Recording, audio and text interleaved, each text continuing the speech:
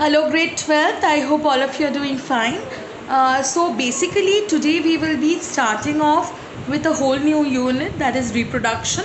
And the first chapter that we will study is an overview of reproduction, especially reproduction in animals, reproduction in organism. So, we start with the chapter 1, and this unit consists of 4 parts.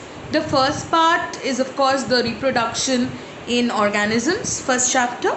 Second chapter is sexual reproduction in plants, especially angiosperms.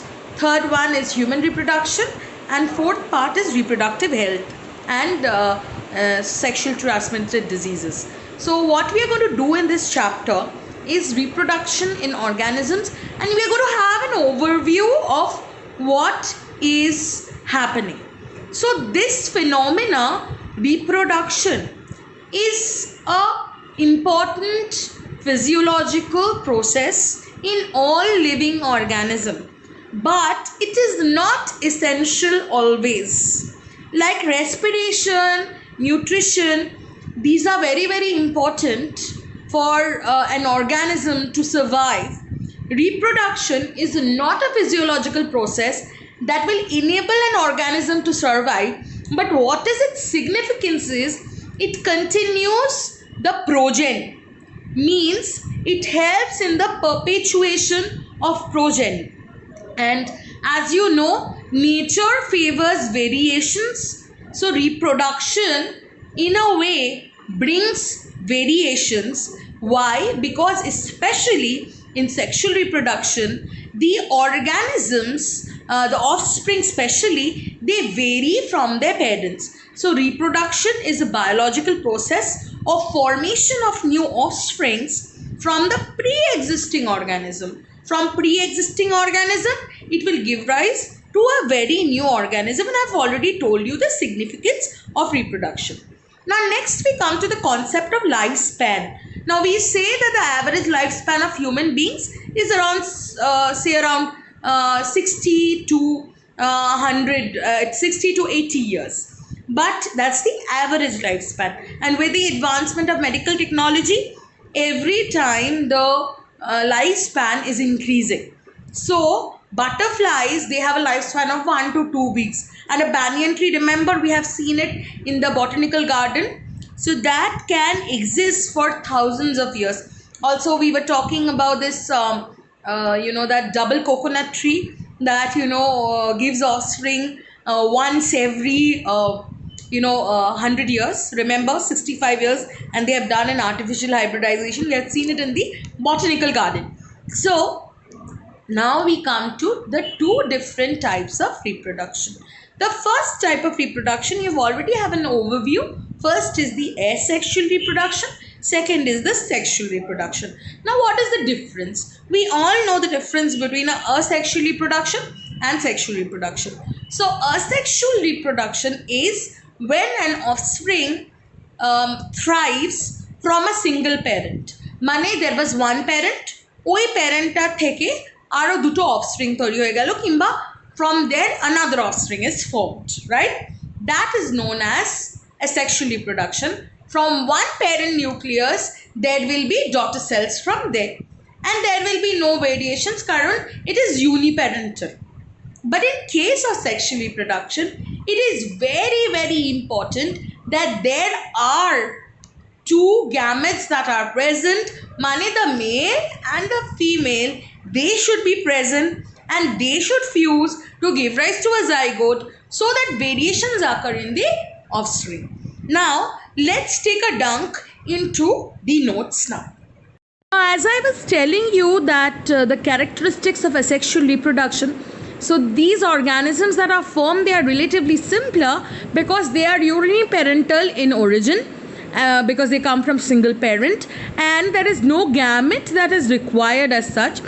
And these organisms, or the offsprings that are produced, they are basically clones wherein they are genetically and morphologically similar to each other. So generally this Protista, kingdom Protista and kingdom Monera, they give rise to offsprings by the process of asexual reproduction. Now there are different types of sexual reproduction that happens. The first one being binary fission. We all know that in this method of asexual reproduction, there is one cell, it gets divided into two.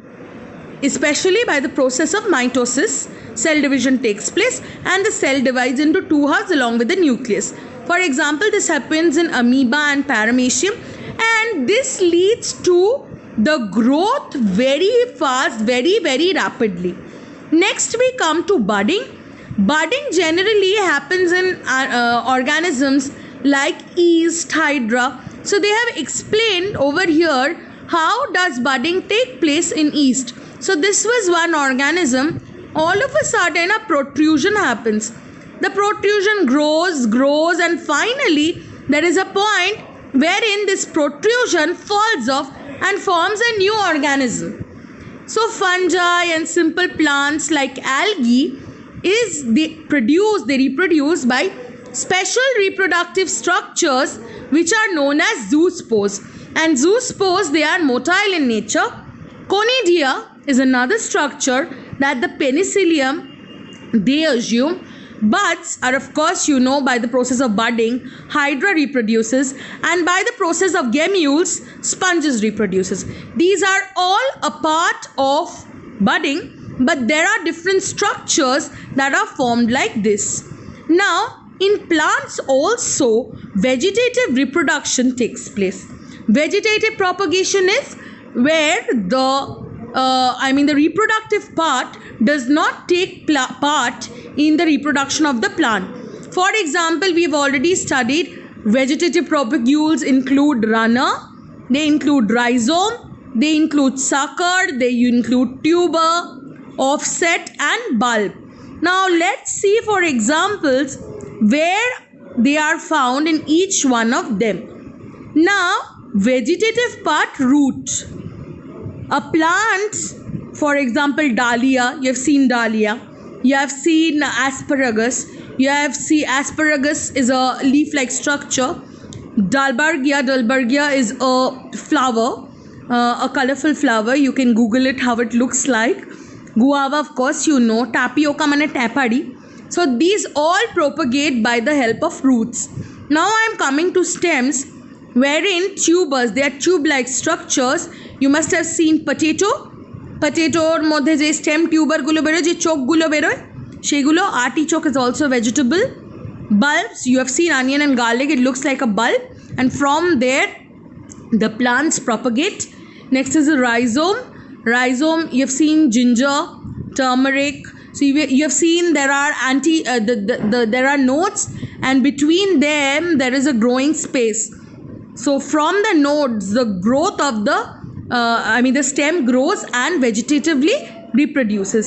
Similarly with turmeric, banana, Bryopteris is also a kind of a plant that is basically found in the hilly areas. Next we come to corms. Corms you see in kochu. You must have seen kochu, crocus, amorphophilus. Amorphophilus is mankochu, ole. Okay. Next, suckers. Suckers are subaerial stems. It goes through the, it will go down through the, the soil, and over there it will start producing new plants from their stem. This happens in mint and chrysanthemum. Chrysanthemums are beautiful colored flowers that is grown especially in the winter season. Next we come to runners. They are also subaerial roots. Oxalis and centella. Stolons, especially jasmine you have seen, joyful, so they grow through stolons. These are also stem propagation. Offsets especially happens in pistia and ecornia. Ecornia is the water hyacinth that grows. Kochuripana. Leaves, you must have heard, আমরা ছোটবেলা থেকে পড়ছি, that bryophyllum is পাথরকুচি গাছ. So it has small leaves around its leaves. Those are known as leaf buds, and from those leaf buds, bryophyllum, they grow. Next we come to begonia, is the same, kalanchoe and walking fern. These are all examples. Next we come to bulbils, lily. These are small, protruded structures which helps in the growth. It's like tendril like structure. Okay, so lily has those. Then I come to turions. Turions, especially, these are buds, fleshy buds, succulent buds that are found in aquatic plant like Utricularia and Potamogeton. Okay, so Potamogeton and Utricularia, these are all aquatic weeds that are there. So these are all the structure and examples of how propagation, the vegetative propagation, takes place. Now we come to a very important thing that is known as water hyacinth, and why is it called a terror of Bengal? So while you are coming from your school, from your home to school, after you cross Bamungachi, you must have seen there are stretches of water bodies, especially Dhankhet is all around you, and there are beautiful purple color flowers growing in spring. Those are beautiful colored flowers of this water hyacinth, Kochuripana. And you must have seen those water bodies are completely filled with those green structures. So those water hyacinths are nothing but very dangerous to water bodies, and hence they are known as terror of Bengal. And I have already told you that water hyacinth actually grows as one of the most invasive weeds, and it grows in places where the water is not moving and is standing. Pukud, ponds.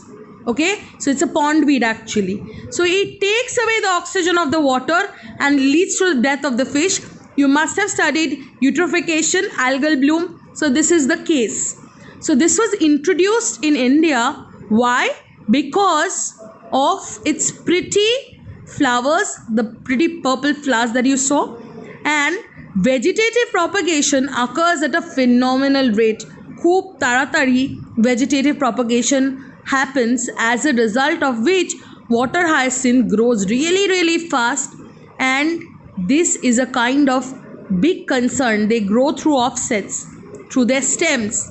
So this is a kind of concern to all the stagnant water bodies of Bengal, and hence is known as the terror of Bengal.